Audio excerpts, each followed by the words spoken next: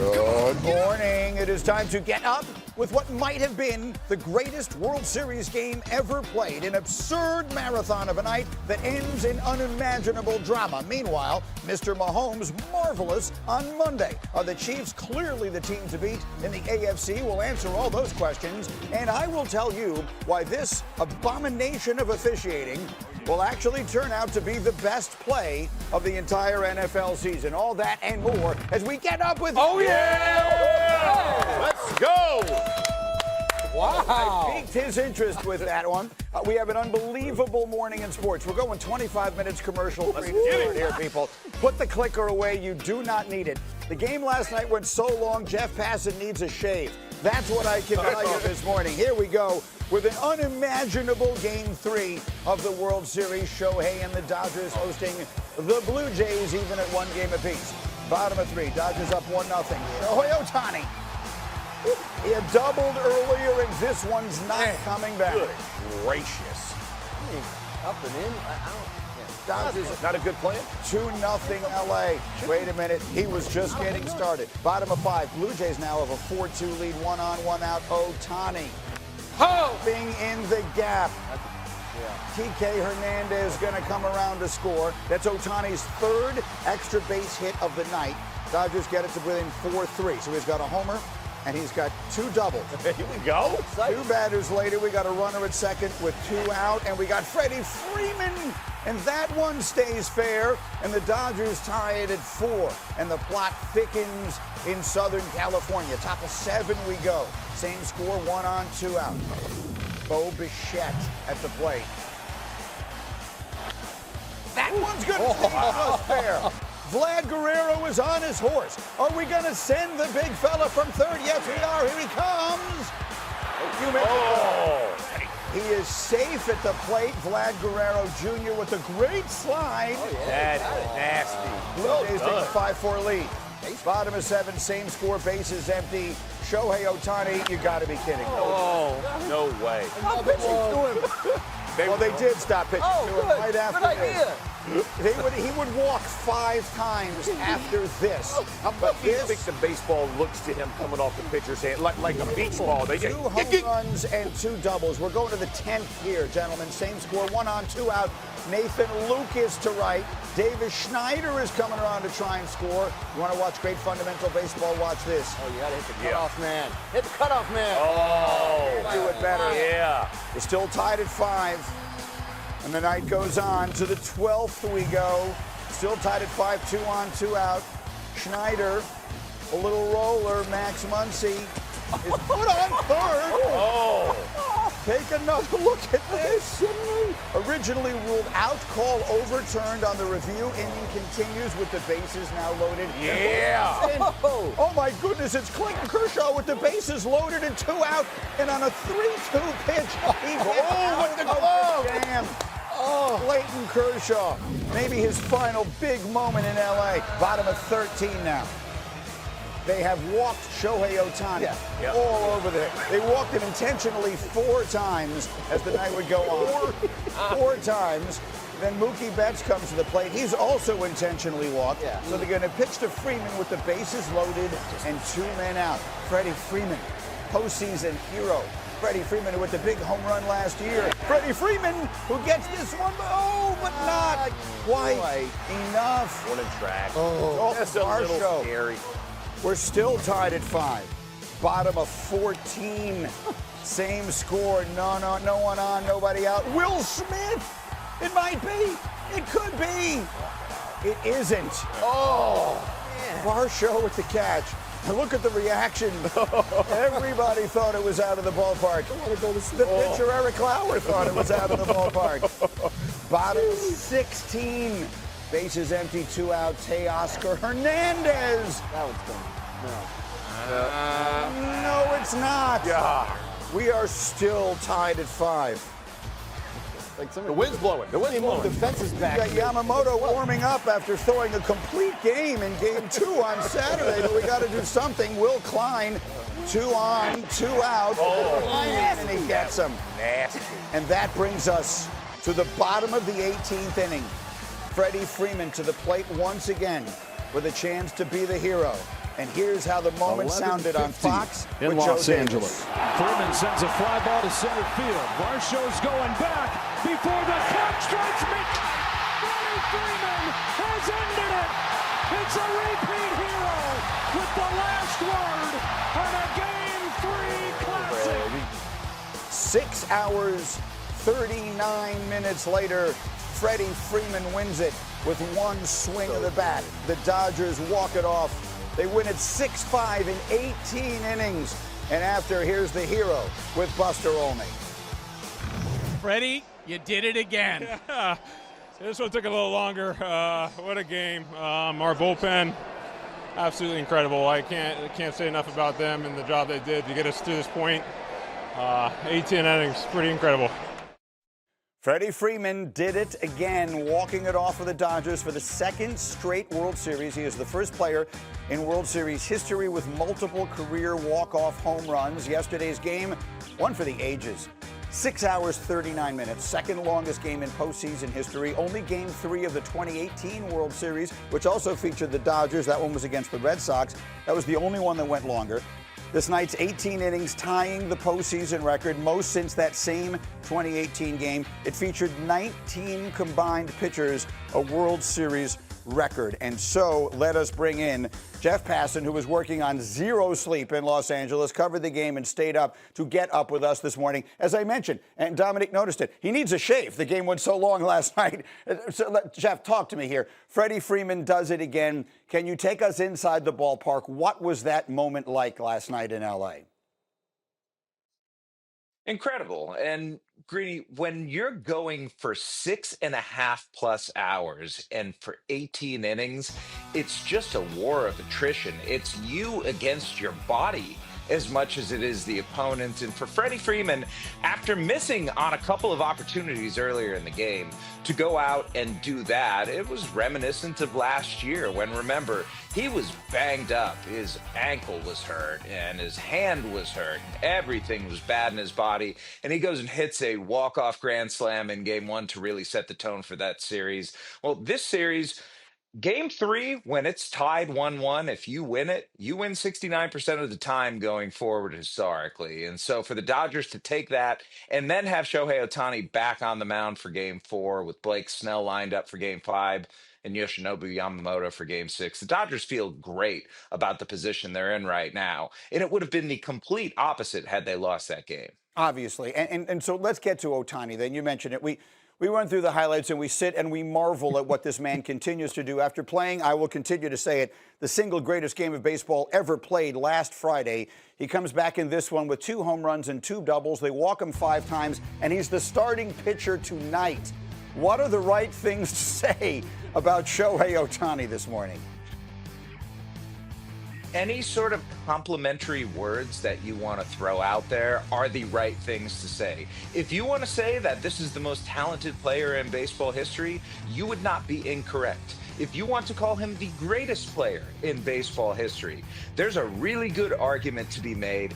But the beauty of Shohei Ohtani is that just when you think he can't do something, he turns around and does it.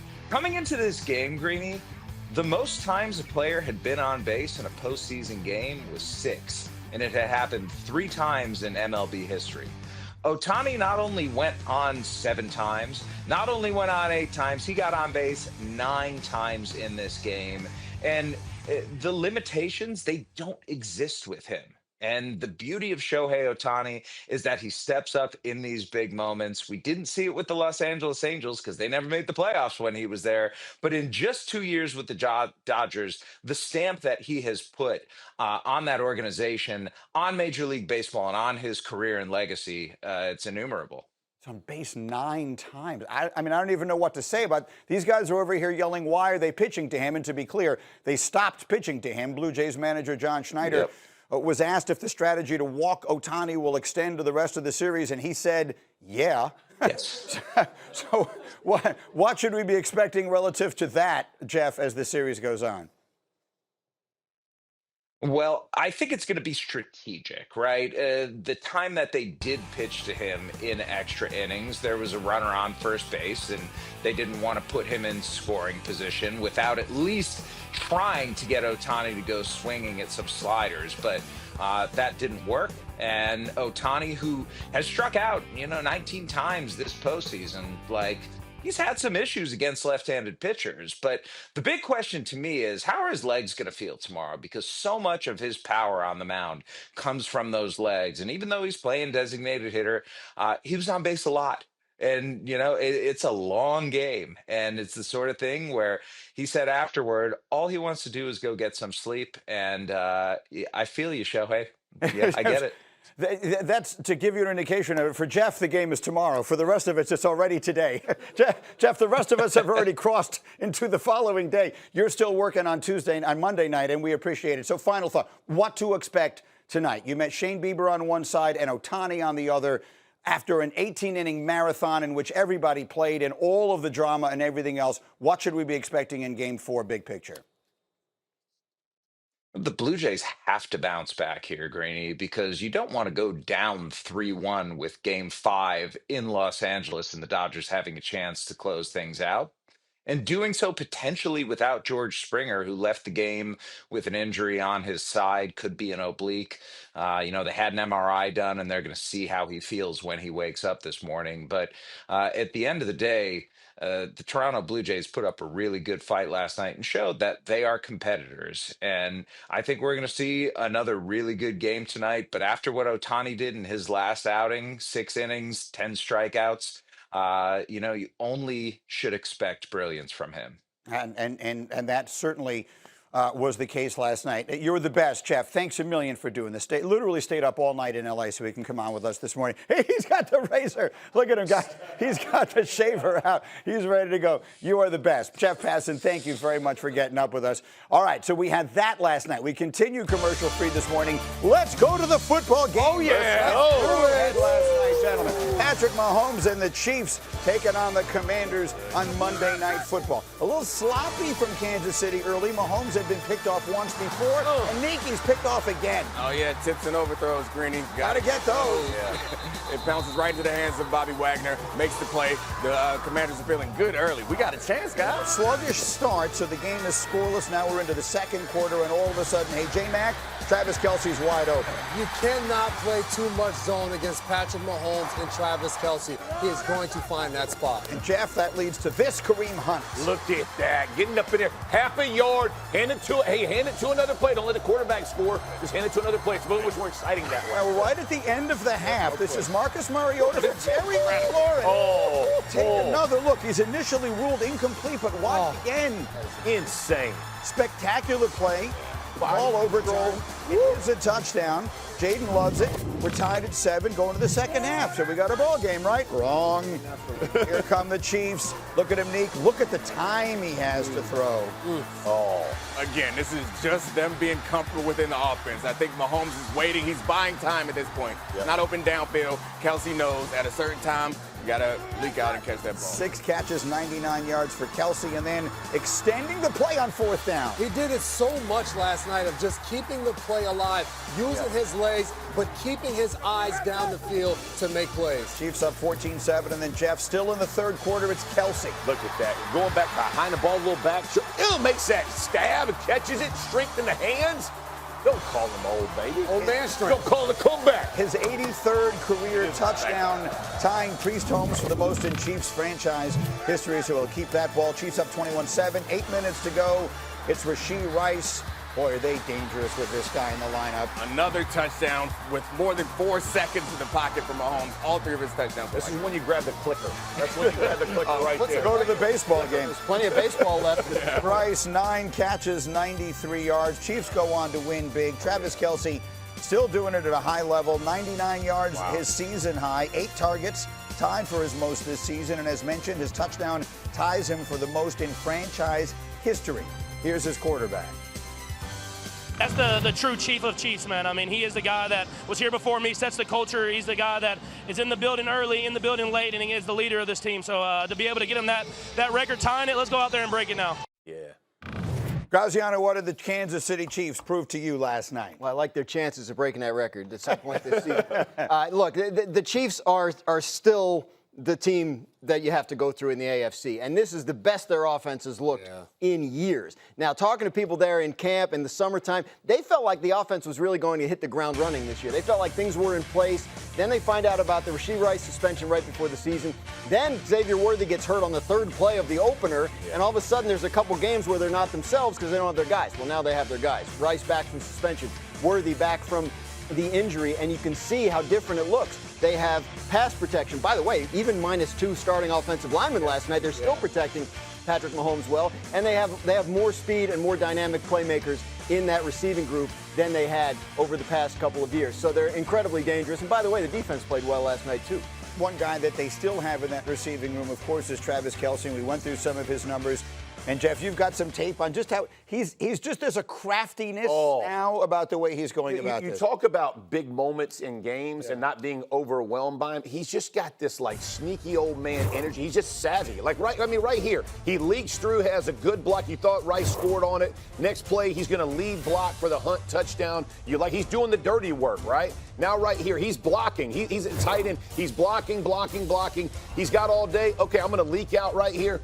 Hits him, takes the ball down for 30 yards. Like, that's just knowing the situation, understanding that's not his responsibility. He's leaking out. And then right here, you watch him. He ends up coming to make this little play, little rub to help Hunt get open. He's willing to. You talk about, like, great teammates and why they talk about him. His hands are, they're next level, right? He's Hall of Famer. You know what that is. But it's all the other things he does. The rub for Hunt to get open late in that progression. He's willing to do the dirty work for his team. I think everybody's like, oh, it's past him.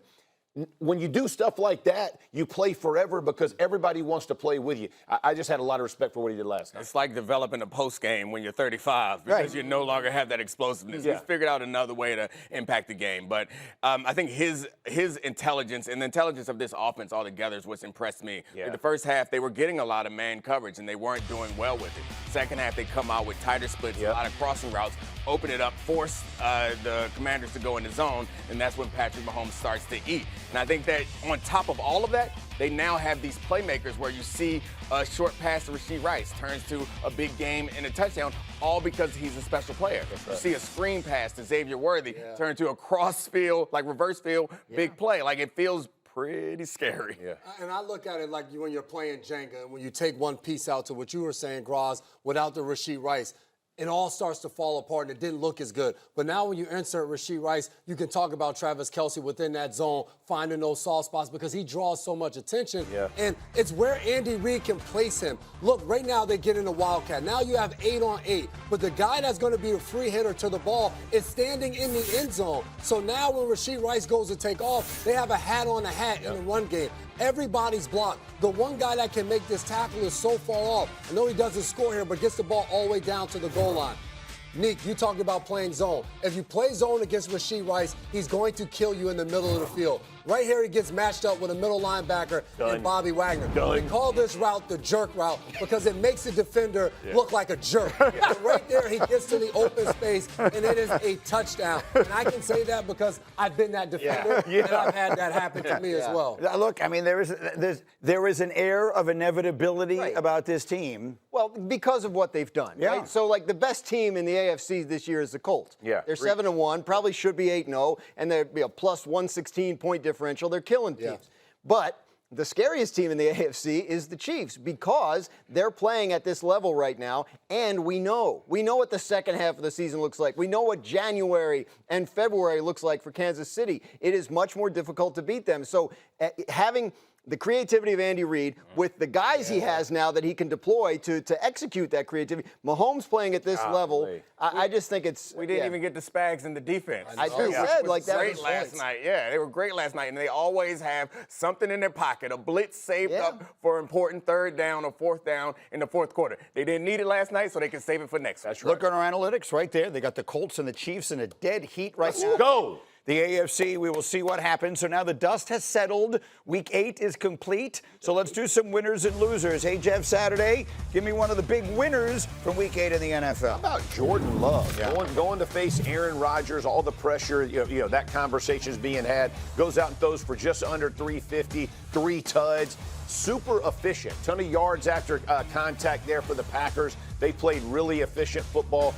If Love continues to progress this way, right, the kind of the sky is the limit here. So you got to like what he's doing, but in that pressure moment, I thought he really stood up and stood the test. Graziano, give me a loser from Week 8. It's got to be the Bengals. You have a 2-touchdown lead in the fourth quarter on the Jets, who have not won a game all year. You have to put that game in your pocket. Bengals win this game. They're 4-4 and a half game back of the reeling Pittsburgh Steelers with some hope that Joe Burrow's coming back in December. You would have loved to be in that position. Instead, the inexplicable, inexcusable loss to the Jets. They're not out of it, but they're going to wish they had that one back. I agree. It's an absolutely terrible loss, maybe the worst loss of the season so far. J-Mac, give me a winner. I got Jonathan Taylor. I was in the building that Jeff Saturday built. Yes, Sunday, sir. where the entire crowd was chanting MVP. Yes. This guy has been unbelievable this season. He is chasing LaDainian Tomlinson's touchdown record. And hey, the way he ran against the Tennessee Titans, if he could play them more, he would 100% Yes, he get would. that record. He's on pace for 1,800 yards and 29 touchdowns.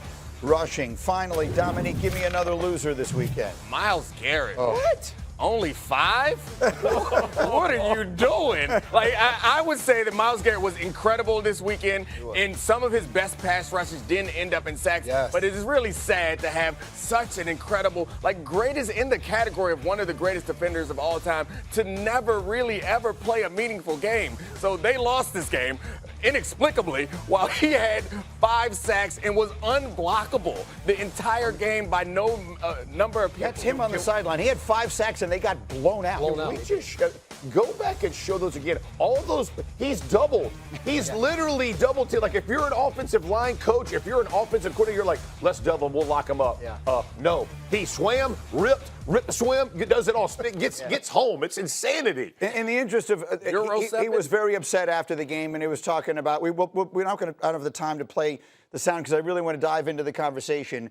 There are people who are asking the question, should we feel bad for Myles Garrett being on this? Look, Joe Thomas is in the Hall of Fame and is one of the great players ever and played his entire career in that same franchise and generally just on terrible teams. Sundays at 1. Myles Garrett, Brutal. That's all you play. Sundays at 1. Myles Garrett feels like the he's house headed by 4:30, babe. He's That's headed on that trajectory. Unless It's brutal. Dan Graziano, talk to me. What happened? Myles Garrett, I was listening to this. you were reading the contract. Yeah. Look, I mean, he just signed in March, right? I can't deal with this. You would think that's right after you sign. It's tough to trade the contract, big signing bonus, dead money. It's not that bad. Like they would not take an extra cap hit this year if they traded him. They'd have to eat $41 million in dead money Myles Garrett next year. That sounds like a lot, but it's half. T-shirts, Graz. Let's free Myles Garrett. Trade him. It's half of what like the Broncos ate for Russell Wilson last year when they cut him. Yeah. Like teams do that. Yeah. You get a couple first-round picks. Now you have 4 next year. Listen, I said this at the time. Myles Garrett re-signing in Cleveland was a lose-lose. It was a mistake for him, and it was a mistake for them. Yesterday was the perfect example. He had 5 sacks, and they still got blown out. Look, He should be their Herschel Walker. He said, this is not about money. I want to win. Right. I want to be traded. Right. And he stayed dug in for almost a month. And then he then took they gave him the money. Which is great. I mean, good for him. Let me say this, though. Let me say this just real quick in his defense on this side of it. When Joe Flacco, that I guarantee you the bill of goods sold to him was, remember when Flacco was back here, remember what we did offensively, you're going to be the defensive side of it. They had different expectations, Stefanski and Flacco. So I get what you're saying now, but we're looking at this thing a little bit like hindsight's 2020 because he had seen what Flacco and Stefanski, and if the defensive side carries their weight, potentially you have a much better team. I just think that his vision of it looked differently. I just hate that the foundation of this argument is that we force players to make some sort of choice between winning, or we make it so like Myles Garrett can't be upset because they're losing because he got a big check. Right. He deserves all that money and probably deserves more Yes, than he he's does. getting. Yes, I hate he the idea that we're saying like, oh, you can't complain, you can't be upset that you're losing because you signed back with the team. This defense is ridiculous. They're one of the best in football. Yeah. He's doing his part, and it's fair for him and any other player to have an expectation that the team is going to be competitive. It's not fair to say just because you took the check, you can't be mad. Other thing to remember, when they signed him in March, they're still trying to get a stadium built. They need like a face of the franchise guy. We can't. They got that stadium deal now. Yeah. I guess coming. Free him. Trade him. It's not, I mean, it benefits them. saying. Both. They're going absolutely nowhere with him. saying. So trade him, get a king's ransom, and start building from there. Okay, Oh, we he's are so good. just getting started on this Tuesday morning. Coming up, we get to